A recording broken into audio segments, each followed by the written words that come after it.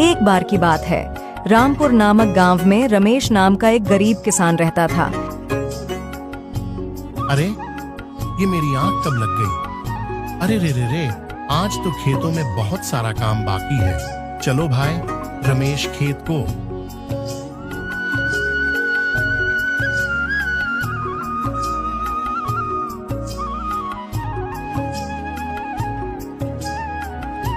रमेश दिन रात मेहनत करता, लेकिन उसका उतनी ही मुश्किल से गुजारा हो पाता।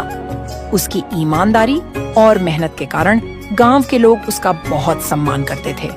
रमेश का सपना था कि वह एक दिन अपने खेतों को इतना समृद्ध बना सके कि उसकी गरीबी समाप्त हो जाए। एक दिन जब रमेश खेत में काम कर रहा था, तभी उसे जमीन में कुछ चमकता हुआ दिखाई दिया। उसने उत्सुकतावश देखा और पाया कि वह एक सोने के सिक्कों का थैला था। अरे बाप रे, यह क्या? यह तो सोने के सिक्के हैं। इससे तो मेरी जिंदगी बदल सकती है और मेरी सारी गरीबी दूर हो सकती है। लेकिन ये यहाँ, और ये किसका हो सकता है? लगता है यह सोने के सिक्के भगवान का आशीर्वाद है। उसने सोचा कि यह सिक्कों का थैला भगवान का आशीर्वाद है। हालांकि रमेश ने फिर तुरंत सोचा, यह सिक्के का थैला तो किसी का खोया हुआ भी हो सकता है। मुझे इसे खोजने वाले को वापस करना चाहिए। इस विचार ने रमेश के मन में ईमानदारी को प्रबल बना दिया और उसने निर्णय लिया कि वह इस सिक्के के थैले को पंचायत में जाकर जमा कर देगा।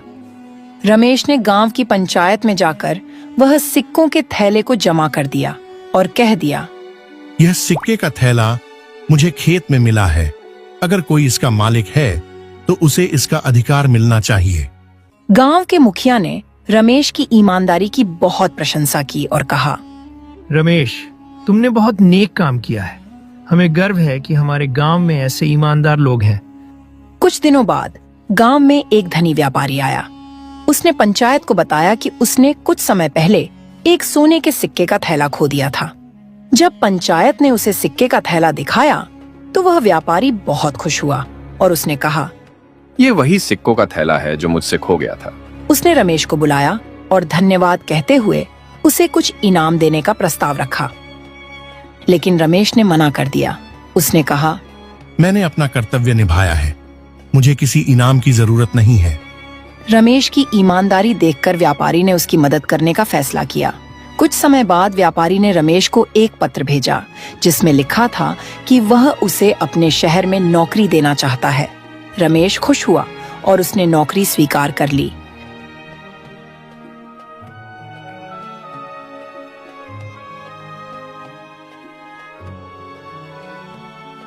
अब रमेश व्यापारी के साथ काम करने लगा। व्यापारी रमेश की ईमानदारी और मेहनत से इतना प्रभावित हुआ कि उसने रमेश को अपना व्यवसाय देखने का अधिकार दे दिया। अरे भाई रमेश, जरा सुन तो, मैं इन सारे कारोबार के काम से थक गया हूँ। अब मैं सोच रहा हूँ कि अब मैं आराम करूँ। आज से ये सब तुम ही संभालो। धीरे धीरे रमेश की मेहनत और ईमानदारी से व्यापार और भी बढ़ता गया और रमेश की स्थिति में भी सुधार हुआ। अब वह एक सफल और धनी व्यक्ति बन चुका था। रमेश ने अपने जीवन के कठिन समय को कभी नहीं भुलाया और हमेशा ईमानदारी से जीवन जीने का संकल्प लिया। इस प्रकार रमेश की ईमानदारी और मेहनत का फल उसे मिल गया।